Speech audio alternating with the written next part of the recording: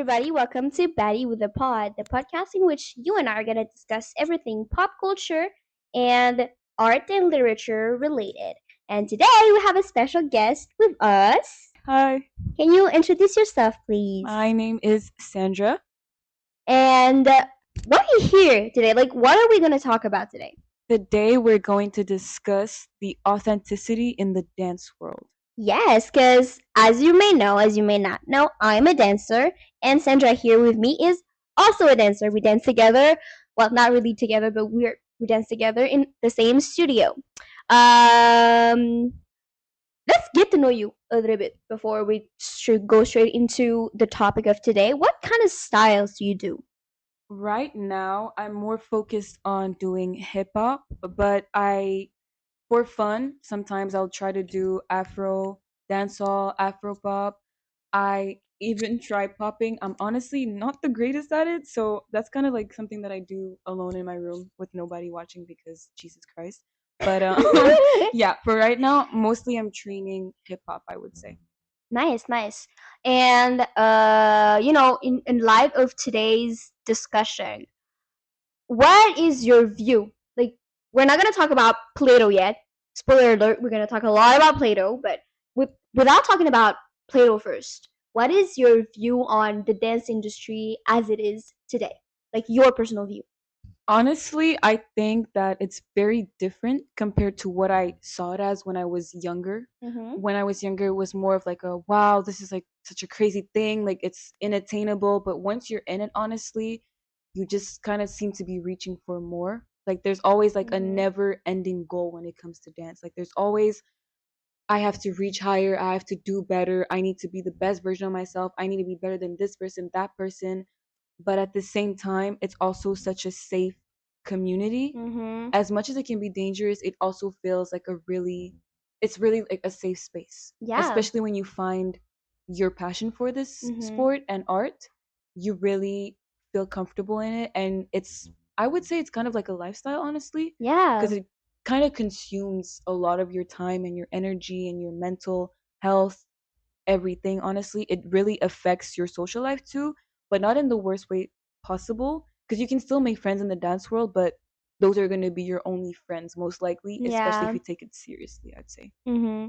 So like yeah, it's kind of like an entire lifestyle that you like attach to yourself. It's not just yeah. For some people, it's just a side quest. I would say it's just like kind of a Like side a quest, but hobby. a Yeah. hobby. But for a lot of people, like me and you included, I would say, Yeah. it's like way more than that. It's an art form that we practice, and it's yeah, as you say, it's a good word. It's a lifestyle. Um, and when it comes to the training that we've had, when it comes to the basics, let's say, of dance, and now we're gonna delve into the Plato side of things. Um, so Plato once said that art is dangerous, right? That art is evil. He says there's this concept of the threefold existence of art, according to him. So to explain it in an easier way, like think of it as a table. So he says in book 10 of the Republic that life is like a table, right? There is the highest idea of it in the let's say heaven. It's not really like a Christian god or Christian heaven, but let's say heaven.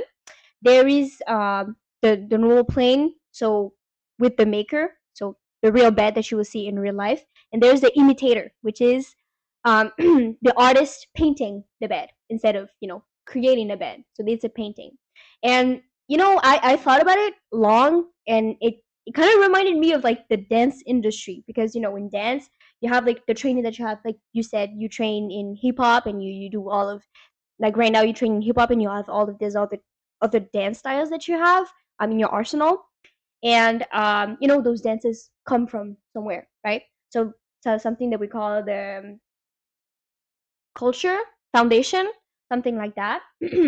And I thought long and hard about it, and it's kind of equating to dance. Like the bed is kind of like the dance, as Plato say.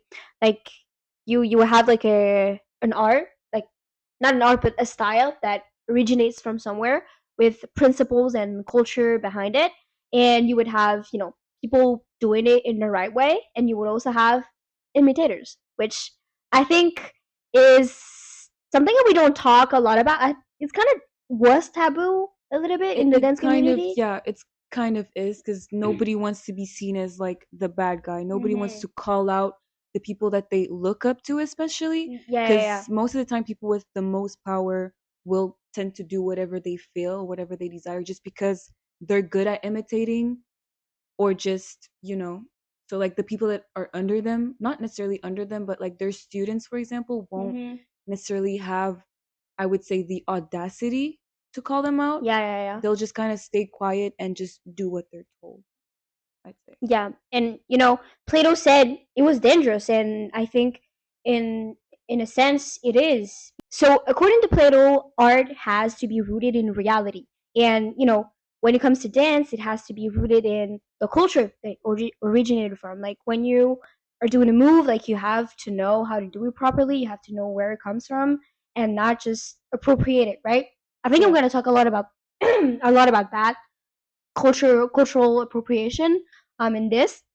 And as Plato said, it's dangerous because maybe you like as you said, a student can look up to somebody and then boom, they're not doing the art the right way. They're not following the highest plane of the art of the dance, and you as a student, like you're not really gonna call out anybody for that, but like you don't feel right, but it's not right for you to not go by the culture, right? Like, Yeah. have you in your life ever felt that way, like personally? Honestly, I've really had luck with my teachers, I'd say so far, because I haven't been in the dance world for very long. Mm-hmm. The dance world that I used to be in was it was my culture basically. Like Yeah, when I yeah, still lived in South Africa, the street dancers were doing dance, but not just like, oh, for entertainment. It was just a part of our culture. yeah. Mm-hmm. So dance has just always been in my life in a way. But when I came to Canada and I saw that they have a different perspective of it, especially when it comes to, I'd say, Afro dancing. Yeah, Their perspective of it would be like, I don't know, they see a move and it's like a TikTok trend. So to them, yeah. oh, let me just do this move just because, but they're not gonna necessarily have the curiosity to go and find out where it's from. They're just gonna do the move because they profit off of it, because they get views. The more that you're seen as a dancer, the more opportunities you get, the more contracts you get, and they're like, basically it's like they're in it for the money, Yeah. and the level of respect is not really shown, or the level of appreciation is not really shown, because there's cultural appreciation but there's also appropriation. Yes. But people mostly fall into the appropriation, whether it's on purpose or not. Mm-hmm. My first year that I danced at the studio, I did hip hop. The teacher was pretty good at telling us, oh, this foundation is this is from here, but we never really went into detail. It was more about, let's just learn this choreo, go to a competition and do it. And it, in a sense, it felt weird because I've never been through that. Like I've just always been taught like what you're doing comes from here in Mm-hmm. a very specific way. And I had to learn quick that, oh, we're in a commercial world. It's not the same anymore. And then my second year, I got to be with a teacher that learn dance from the streets, I would say. Like Mm-hmm. she really understood what she was doing, and she would take time out of her life to make a document for us so we can go and study and do our homework as dancers too. Because it's not just our teachers' jobs to educate us, it's our jobs Yes. too as dancers to go and figure out, hey, what I'm doing is this. Oh, it comes from this place. Oh, okay, like these people invented it. But this didn't just come out from, like, I don't know, social media. Like it's a real Mm-hmm. thing that people do every single day. And this year, I have a new coach. I really haven't danced with her yet, so I'm not able to say. But from what I've seen, she has used different styles that I don't see her train necessarily. Mm-hmm. So I don't know really how to go about that yet. That's something that I'm gonna have to figure out when we start dancing together for real. Yeah. Mm-hmm. And it's a big question of us as users as well as users of art, because like yeah, there's the people who create it, the people who create the choreographies, people who create TikTok trends, stuff like that. But there's also the users, the people outside of that, whether you're watching it or whether you're like learning it and presented yourself. Like you are, we are honestly a part of the discussion full time. We're a part of this whole this conversation, and it's important to start having those conversations with the people around us, the people who train us, but the people we're gonna eventually train as well. You know, you, like as you said, you have had plenty different coaches, and you have some who have not been trained properly, and some who have been trained properly and are training you per like nice, like in the right way. And it's a nice question also as users. Like you brought up TikTok, which I think is first of all, I don't I hate Oh TikTok. my god, same. Yeah, I'm on it. Oh yeah, I'm on it all the time, but we're all I on it. actually hate it. Especially in the perspective of art, and I've talked about it in my last podcast as well.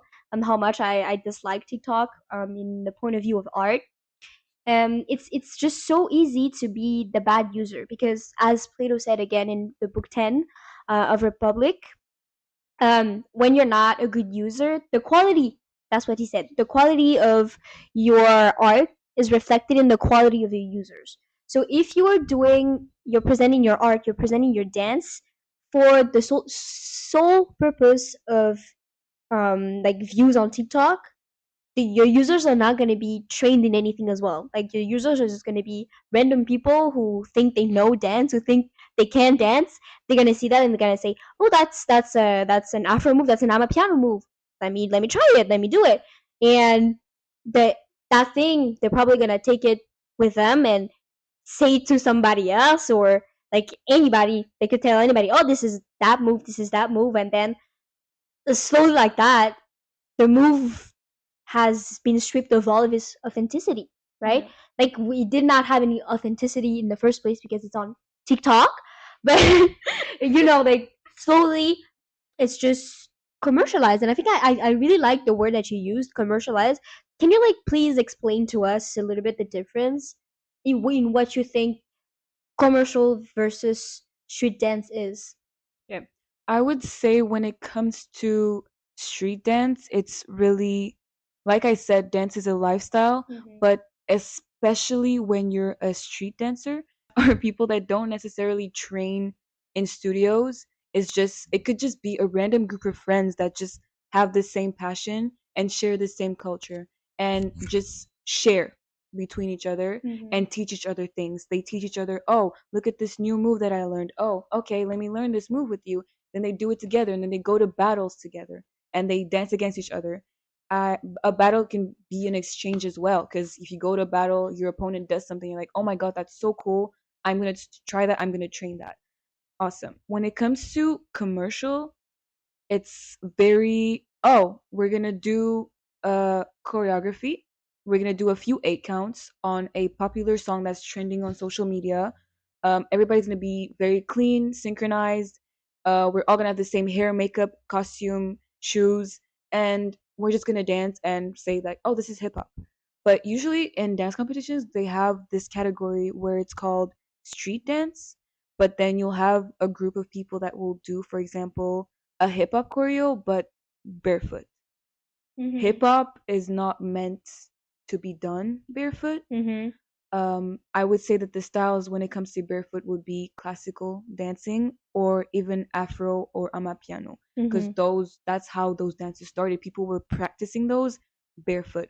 When it came to hip hop, people were wearing Jordans, they were wearing Timberlands, they were wearing shoes.